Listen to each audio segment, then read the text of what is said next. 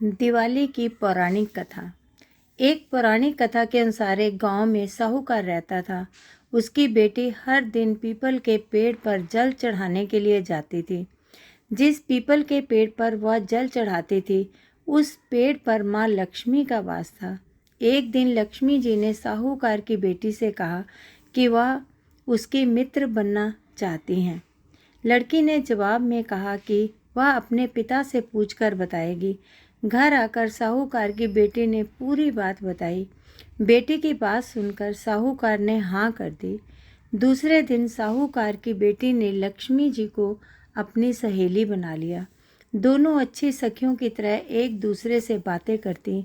एक दिन लक्ष्मी जी साहूकार की बेटी को अपने घर ले आई। लक्ष्मी जी ने अपने घर में साहूकार की बेटी का खूब आदर किया और पकवान परोसे। जब साहूकार की बेटी अपने घर लौटने लगी तो लक्ष्मी जी ने उसे पूछा कि वह उन्हें कब अपने घर बुलाएगी।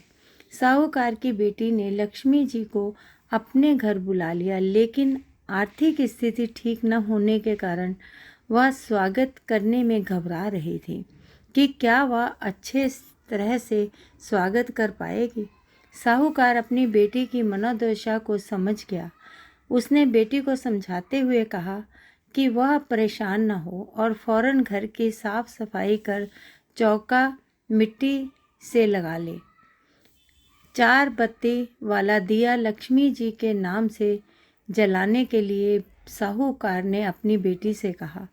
उसी समय एक चील किसी रानी का 9 लखा हार लेकर साहूकार के घर आ गया।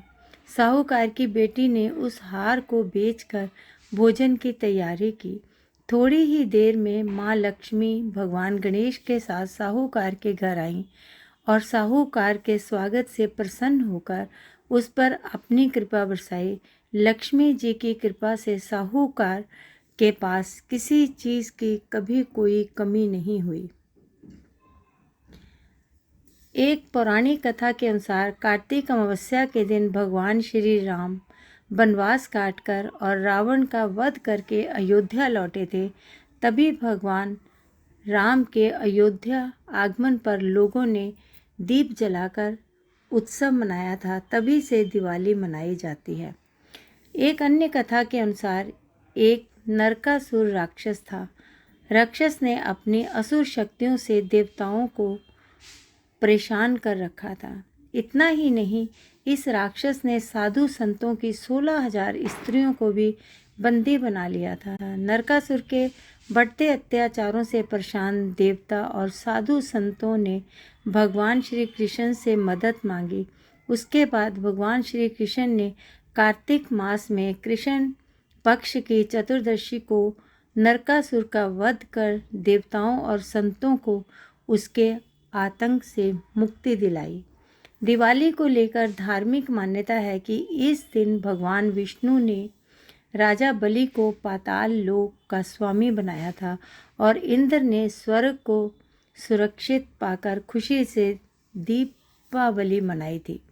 एक अन्य कथा के अनुसार दिवाली के दिन समुद्र मंथन के दौरान क्षीर सागर से लक्ष्मी जी प्रकट हुई थी और उन्होंने भगवान विष्णु को पति के रूप में स्वीकार किया था। तभी से दिवाली मनाई जाती है।